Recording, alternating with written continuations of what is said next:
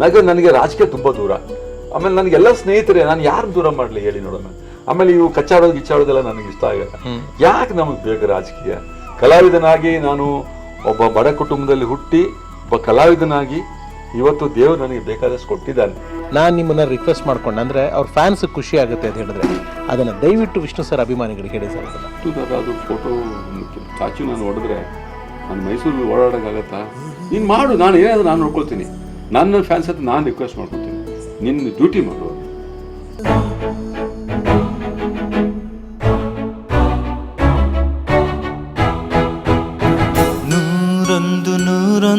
ನೆನಪು ಅವಾಗಿನ ಕಾಲದಲ್ಲೇ ಚರಣ್ ಸರ್ 50-60 ಜನ ಕರ್ಕೊಂಡು ಹೋಗಿದ್ರಂತಲ್ಲ ಆಫ್ರಿಕಾಗೆ. ಸರ್ 50-60 ಜನ, ತಾವು 60 ದಿನ ಅಲ್ಲಿ ಇದೀವಿ ಸರ್. ಅವಾಗ ನಾನೇ ಅಲ್ಲ, ವಿಷ್ಣು ಅಣ್ಣ ಅವ್ರನ್ನ, ನಮಗೆ ದೊಡ್ಡ ದೊಡ್ಡ ಹೀರೋಗಳನ್ನೆಲ್ಲ ಕರ್ಕೊಂಡೋಗಿ ಫಾರಿನ್ ತೋರಿಸಿ, ಫಾರಿನ್ ನಲ್ಲಿ ಶೂಟಿಂಗ್ ಮಾಡಿದ್ದು ಯಾರು? ಇವರೇ ಸಿಂಗಾಪುರದಲ್ಲಿ ರಾಜ ಕುಳ್ಳ ಮಾಡಿದ್ದು. ಎಂತ ಆರ್ಸಗಳಲ್ಲ sir. Great soul sir.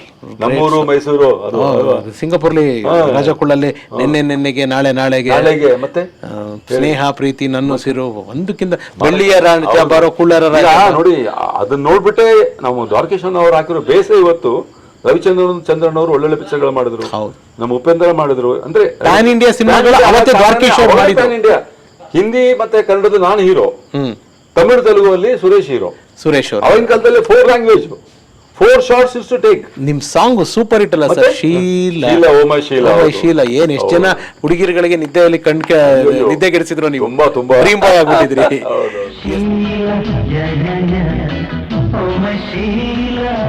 And ಆಫ್ರಿಕಾದಲ್ಲಿ ಶೀಲಾ ಅಂಡ್ ಹಿಂದಿ ನಿಮ್ದು ಪ್ರತಿ ಒಂದೇ ದಿವಸ ಒಂದಲ್ಲಿ ಹೀರೋ ಒಂದಲ್ಲಿ ವಿಲ್ಲನ್.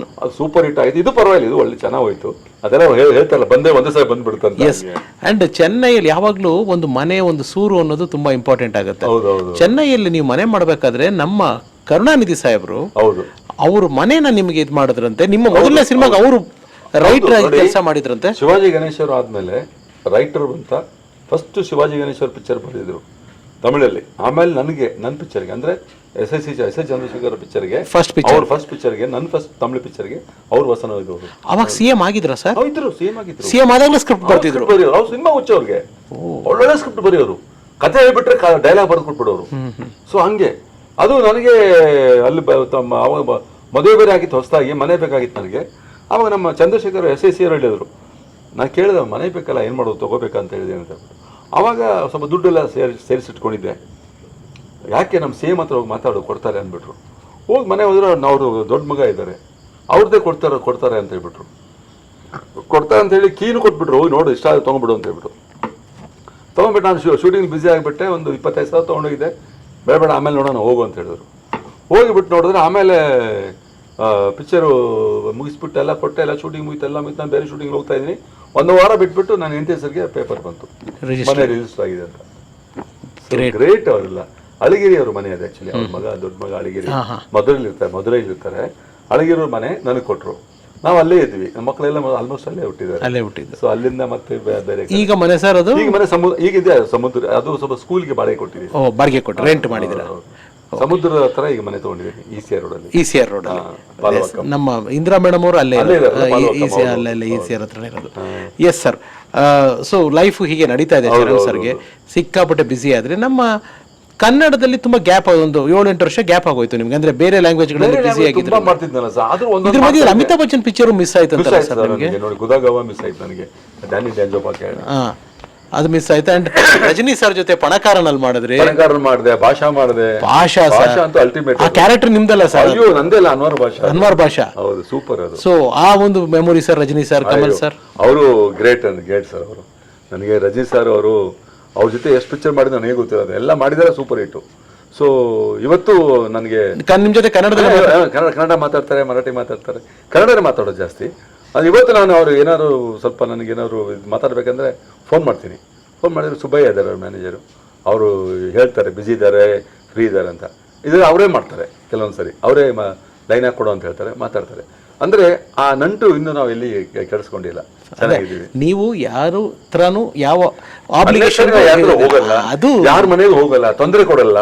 ಯಾಕಂದ್ರೆ ಅವ್ರ ಕೆಲಸದಲ್ಲಿ ಬಿಜಿ ಇರ್ತಾರೆ. ನಾವು ಹೋಗಿ ನಮಗೋಸ್ಕರ ಅವರು ಒಂದು ಅರ್ಧ ಗಂಟೆ ಟೈಮ್ ವೇಸ್ಟ್ ಮಾಡೋದು ನನಗೆ ಇಷ್ಟ ಇಲ್ಲ.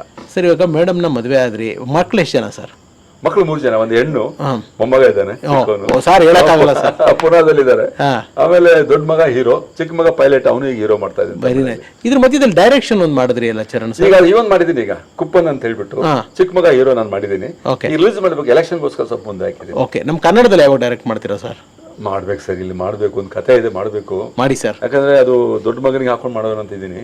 ಬಟ್ ಇನ್ನೂ ಗೊತ್ತಿಲ್ಲ ದೊಡ್ಡ ಮಗ, ಅದಕ್ಕೆ ಅವರು ಒಪ್ತಾರೆ ಎಲ್ಲ ಗೊತ್ತಿಲ್ಲ. ಒಂಥರ ಆಕ್ಚುಲಿ ಅದು ನಾನು ಪುನೀತ್ ರಾಜ್ಕುಮಾರ್ ಅವರು ಮಾಡಿದ ಕಥೆ, ಅದು ಸಬ್ಜೆಕ್ಟ್.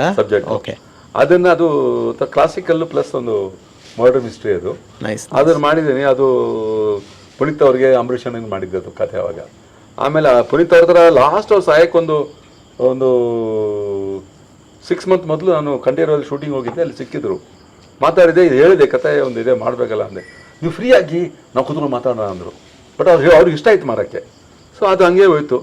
ಈಗ ನೋಡ್ಬೇಕಾದ್ರೆ ಯಾರು ಅಂತ ಮಾಡುವ, ಆದಷ್ಟು ಬೇಗ ನೀವು ಮಾಡಬೇಕು ಅನ್ನೋದೇ ನಮ್ಮ ಒಂದು ಆಸೆ, ಕೋರಿಕೆ.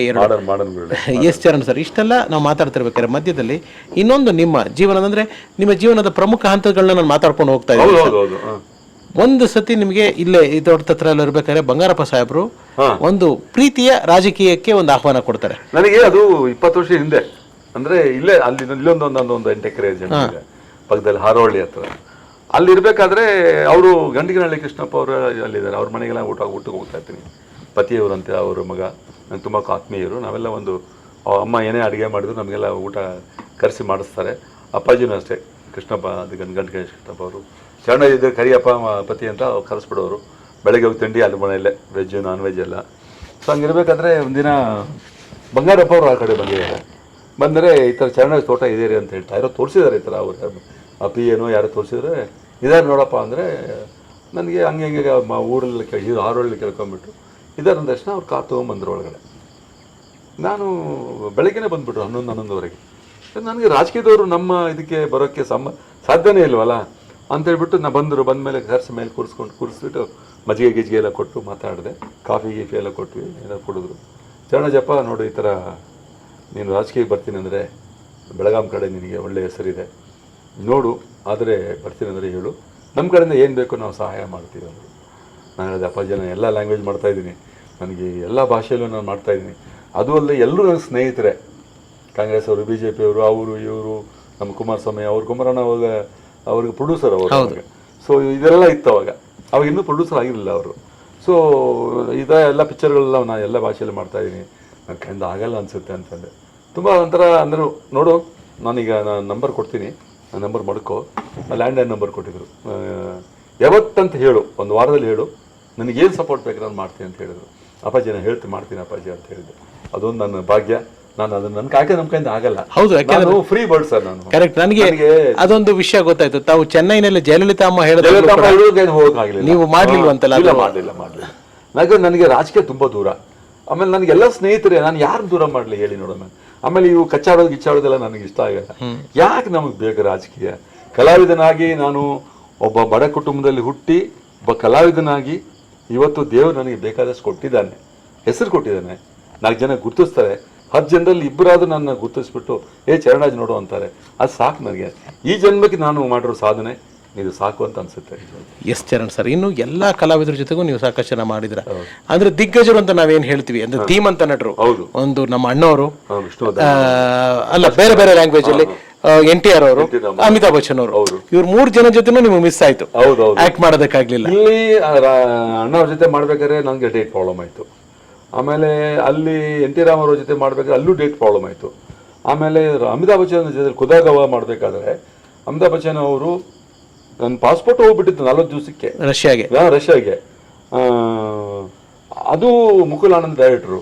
ಸೊ ಅದು ನಮಗೆ ಅದೇನೋ ಗೊತ್ತಾಗಲಿಲ್ಲ. ಶ್ರೀದೇವಿ ಅವರು ಹೇಳಿದ್ರು, ಶ್ರೀದೇವಿ ತಂಗಿಯವರು ಹೇಳಿದ್ರು ಅವಾಗ. ಸೊ ಇದೆಲ್ಲ ಆಗಿ ನಾವೆಲ್ಲ ಸೇರ್ ಮಟ್ಟಿಗೆ ಕೆಲಸ ಮಾಡ್ತೀವಿ ಅಂದ್ಕೊಂಡ್ವಿ. ಅಮಿತಾಬ್ ಬಚ್ಚನ್ ಅವರು 32 ಜನ ವಿಲನ್ಗಳದು ಬರೋದ್ರ ಹತ್ರ ನನ್ನ ಹೆಸರು ಮತ್ತೆ ಫಸ್ಟ್ 32ನೇ ಇದರಲ್ಲಿ ಇತ್ತಂತೆ. ಅವು ಪ್ರತಿಘಾತ್ ಸೂಪರ್ ಹಿಟ್ ನಂದು. ನನ್ನ ಹೆಸರನ್ನ ಟಿಕ್ ಮಾಡಿದ್ರಂತೆ, ಚರಣರಾಜ್ ಅವರು ಟ್ರೈ ಮಾಡಿ ಅಂತ ಹೇಳ್ಬಿಟ್ಟು. ಭಾಷಾಗೆ ರಜನಿ ಸರ್ ಹೇಳಿ ನನ್ನ ಬುಕ್ ಮಾಡಿಸಿದ್ದು. ಹೌದು, ರಾತ್ರಿ 12 ಗಂಟೆ ಫೋನ್ ಮಾಡಿಸಿದ್ದು ಅವರೇ ಮಾಡಿದ್ದು. ಅಂಡ್ ಕನ್ನಡದಲ್ಲಿ ನಮ್ಮ ಶಿವಣ್ಣ ಅವ್ರ ಜೊತೆ ನೀವು ಮಾಡಿದ ಗಂಧದ ಗುಡಿ ಎಲ್ಲ ಗಂಧದ ಗುಡಿ ಪಾರ್ಟ್ 1 ಪಾರ್ಟ್ 2 ಅದರಲ್ಲಿ ಎಕ್ಸ್ಟ್ರಾರ್ನರಿ ಸರ್. ಎಕ್ಸ್ಟ್ರಾರ್ಡಿನರಿ. ಹೌದು ನಿಮ್ ಕ್ಯಾರೆಕ್ಟರ್ ಆಮೇಲೆ ಅಣ್ಣವ್ರ ಮಕ್ಕಳು ಫಾದರ್ ಕ್ಯಾರೆಕ್ಟರ್ ನಿಮ್ದೇ ಟೈಟ್ಲ್ ಅಣ್ಣವ್ರ ಮಕ್ಕಳು. ಹೌದು. Wonderful experience. And Shankar Nag sir, ಹೌದು ತಾಳಿಯ ಭಾಗ್ಯ ನಿಮ್ದ ಮೂಗನ್ ಪಾತ್ರ ಸರ್ ಇವತ್ತಿಗೂ ಜನಕ್ಕೆ ರೋಮಾಂಚನ ಆಗುತ್ತೆ. ವಜ್ರಮುಷ್ಟಿ, ತಾಯಿಯ ಕನಸು, ತಾಯಿಯ ಹೊಣೆ. ಸೊ ಶಂಕರಣ್ಣನ ಬಗ್ಗೆ ಸರ್ ಏನಾರು ಶಂಕರಣ್ಣ ಅವರು ತುಂಬಾ ಸ್ಪೀಡ್. ಅವರು ಹತ್ರ ಒಂದು ವ್ಯಾನ್ ಇತ್ತು ಅವಾಗ, ಅದೆಂತ ವ್ಯಾನ್ ತರ ಚಿಕ್ಕದು, ಅದು ಓಡಿಸ್ಕೊಂಡ್ ಬಂದ್ಬಿಡೋರು. ಅದ್ರಲ್ಲಿ ಸ್ಟೋವ್ ಇಂದ ಹಿಡಿದು, ಬೀರಿಂದ ಹಿಡಿದು, ಚಕ್ಲಿಯಿಂದ ಹಿಡಿದು ಎಲ್ಲ ಇರೋದು ಅದರಲ್ಲಿ. ಇವತ್ತಿನ ಕ್ಯಾರವಾನ್ ಅವಾಗ ಅವರೆಲ್ಲ ಬರೆಯೋರು. ಒಂದ್ ನಿಮಿಷ ಶಾರ್ಟ್ ಮುಗಿತಂದ್ರೆ ಮತ್ತೆ ಹೋಗ್ಬಿಟ್ಟು ಏನೋ ಬರೆಯೋರು, ಹಿಂಗ್ ಮಾಡೋರು. ಅಯ್ಯೋ ಇದು ಏನಪ್ಪಾ ಅಂತ ಹೇಳ್ಬಿಟ್ಟು ನೋಡಿದ್ರೆ ಅವರು ನನ್ನ ಕಂಡು ತುಂಬಾ ಇಷ್ಟ. ಅವ್ರಿಗೆ ನನಗೆ ಎಷ್ಟು ಇಷ್ಟ ಅಂದ್ರೆ ನನಗೆ ಒಂದ್ ನಿಮಿಷ ಬಾರ ಅಂತ ಕುಡಿಸ್ಕೊಂಡ್ಬಿಟ್ಟು ಅವ್ರ ಕಂಟ್ರಿ ಕ್ಲಬ್ ಕರ್ಕೊಂಡ್ ಬಿಟ್ಟಿದ್ರು, ಎಲ್ಲಿ ಹೊಸೂರಲ್ಲಿ. ನನ್ಗೆ ಗೊತ್ತಿಲ್ಲ, ಮಾತಾಡ್ತಾ ಹೋದೆ, ಅವ್ರು ಹೋಗ್ತಾನೆ ಇದಾರೆ, ಆದ್ರೆ ಆತರಲ್ಲ ಪಾರ್ಟಿ. ಹಂಗೆ ಅಂದ್ರೆ ಅಷ್ಟೊಂದು ಕ್ಲೋಸ್ ಆಗಿದ್ವಿ ನಾವೆಲ್ಲ. ಶಂಕರಣ್ಣವರು ಅಷ್ಟೇ ತುಂಬಾ ಚಿಕ್ಕ ವಯಸ್ಸಲ್ಲಿ ಅವರು ನಮ್ಮನ್ನ ಬಿಟ್ಟು ಹೋಗ್ಬಿಟ್ರು. ಪುನೀತ್ ಅವರು ನಮ್ಮನ್ನ ಬಿಟ್ಟು ಹೋಗ್ಬಿಟ್ರು. ಈಗ ಲೀಲಾವತಿ ಅಮ್ಮ ಅವರು, ದ್ವಾರಕೀಶ್ ಅಣ್ಣ ಅವರು, ಆಮೇಲೆ ಮೊನ್ನೊಬ್ಬರು ನಿರ್ಮಾಪಕರು, ಇವೆಲ್ಲ ನೋಡಿದ್ರೆ ನಮ್ಮ ಕನ್ನಡ ಇಂಡಸ್ಟ್ರಿಗೆ ಏನೋ ಒಂದು ಗೊತ್ತಿಲ್ಲ ಏನಾಗಿದೆ ಅಂತ ಹೇಳ್ಬಿಟ್ಟು ಅಲ್ವಾ, ಅದೊಂಥರ ದುಃಖ ಆಗುತ್ತೆ ಸರ್. ತುಂಬಾ ದುಃಖ ಆಗುತ್ತೆ. ಅಂಡ್ ಫೈನಲಿ ನಾನು ಮಾತಾಡ್ಲೇಬೇಕಾಗಿರೋದು ಇನ್ನೊಂದು ಸಿನಿಮಾ, ಇನ್ನೊಂದು ಪಾತ್ರ, ನಮ್ಮ ದಾದಾ ಜೊತೆ ಸೂರಪ್ಪ.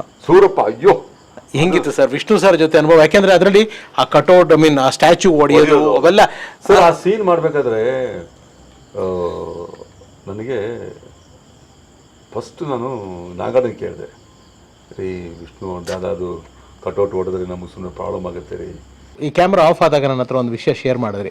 ನಾನು ನಿಮ್ಮನ್ನ ರಿಕ್ವೆಸ್ಟ್ ಮಾಡ್ಕೊಂಡೆ, ಅಂದ್ರೆ ಅವ್ರ ಫ್ಯಾನ್ಸ್ ಖುಷಿ ಆಗುತ್ತೆ ಅಂತ ಹೇಳಿದ್ರೆ ಅದನ್ನ ದಯವಿಟ್ಟು ವಿಷ್ಣು ಸರ್ ಅಭಿಮಾನಿಗಳಿಗೆ ಹೇಳಿ ಸರ್. ಅದನ್ನ ಸರ್, ವಿಷ್ಣು ಸರ್ ಬಗ್ಗೆ ನನಗೆ ಅಷ್ಟೊಂದು ಗೊತ್ತಿರಲಿಲ್ಲ ಆ್ಯಕ್ಚುಲಿ. ಸರಿ, ಈ ಥರ ನನಗೆ ನಾಗಣ್ಣವ್ರು ಫೋನ್ ಮಾಡಿ ಈ ಥರ ಪಿಕ್ಚರ್ ಇದೆ ಮಾಡಬೇಕು ನೀವು ಅಂತ ಹೇಳಿದ್ರು. ವಿಷ್ಣುವರ್ಧನ್ ಅವ್ರ ಹೀರೋ ಅಂದರು, ಸೂರಪ್ಪ. ಸರ್ ಆಯಿತು ಮಾಡೋಣ, ನನಗೂ ಆಸೆ ಇತ್ತು. ಯಾಕೆಂದರೆ ರಾಜ್ಕುಮಾರ್ ಜೊತೆಯಲ್ಲಿ, ಅಮಿತಾಬ್ ಬಚ್ಚನ್ ಜೊತೆಯಲ್ಲಿ, NT ರಾಮರಾವ್ ಜೊತೆಯಲ್ಲಿ ಮಿಸ್ ಆಗಿತ್ತಲ್ಲ, ಅಟ್ಲೀಸ್ಟ್ ಇವ್ರ ಜೊತೆ ಎಲ್ಲಾದ್ರು ಮಾಡೋಣ ಅಂದ್ಕೊಂಡು ಇದೆ. ಸರ್ ಆಯಿತು. ಈಗ ಒಂದು ಸೀಕ್ವೆನ್ಸಲ್ಲಿ ಫಸ್ಟ್ ಟೈಮ್ ಬಂದು ಮೀಟ್ ಮಾಡಿದೆ, ನಾನು ಕಾಲು ನಮಸ್ಕಾರ ಮಾಡಿದೆ. ನನ್ನ ಬಗ್ಗೆ ತುಂಬಾ ದೊಡ್ಡದಾಗಿ ಮಾತಾಡಿದ್ರು. ಆಫ್ರಿಕಾ ಶಿಲಾ ಬಗ್ಗೆ ಮಾತಾಡಿದ್ರು, ಆಮೇಲೆ ದ್ವಾರಕೀಶನ ಬಗ್ಗೆ ಮಾತಾಡಿದ್ರು ವಿಷ್ಣುವರ್ಧನ್ ಅವರು.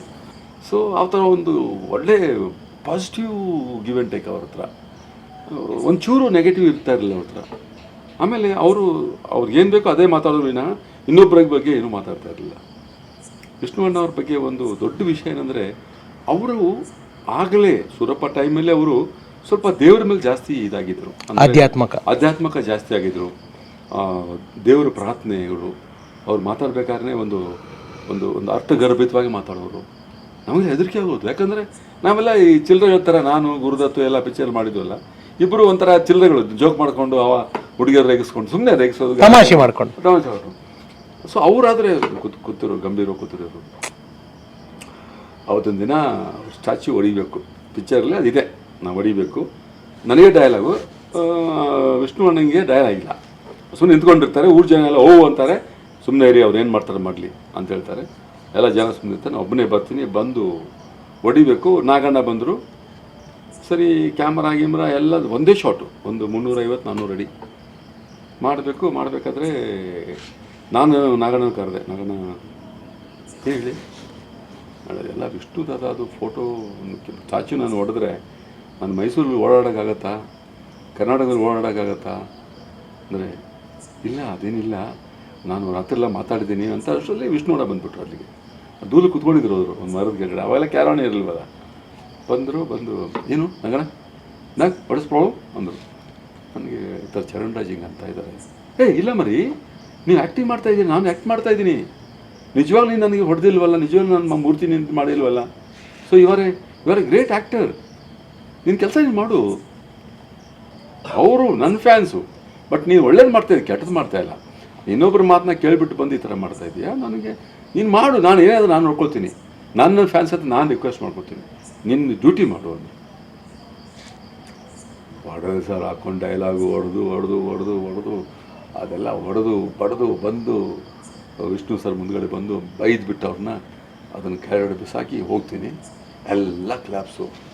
ವಿಷ್ಣುವರ್ಧನ್ ಅವರು ಬಂದ್ಬಿಟ್ಟು ತಪ್ಕೊಂಡ್ಬಿಟ್ಟು ಮರಿ ನಿನ್ನ ಬಗ್ಗೆ ನಾನು ತುಂಬ ಕೇಳಿದ್ದೀನಿ, ನಿನ್ನ ಬಗ್ಗೆ ರಜನಿಕಾಂತ್ ಅವರು ಹೇಳಿದ್ದಾರೆ, ನಮ್ಮ ಸ್ನೇಹಿತರೆಲ್ಲ ಹೇಳಿದ್ದಾರೆ, ನಿಮ್ಮ ತುಂಬ ಒಳ್ಳೆ ಆ್ಯಕ್ಟರ್ ಅಂತ ಹೇಳ್ಬಿಟ್ಟು. ಬಟ್ ಈ ಸೀನ್ ಇಷ್ಟು ಚೆನ್ನಾಗಿ ಮಾಡ್ತೀವಿ ಅಂತ ನಾನು ಅಂದ್ಕೊಂಡಿರಲಿಲ್ಲ. ಇದು ಚಿಕ್ಕ ಸೀನಿಲ್ಲ, ಒಂದೇ ಶಾರ್ಟಲ್ಲಿ ಮಾಡೋವಂಥ ಅಭಿನಯ ಇದು, ತುಂಬ ಚೆನ್ನಾಗಿ ಮಾಡಿದೆ ಅಂತ ತಪ್ಕೊಂಡ್ಬಿಟ್ರು. ನನ್ನ ಕಣ್ಣಲ್ಲಿ ನೀರು ಬಂದ್ಬಿಟ್ಟು, ನೀನು ಕಣ್ಣೀರು ಒರೆಸಿದ್ರು.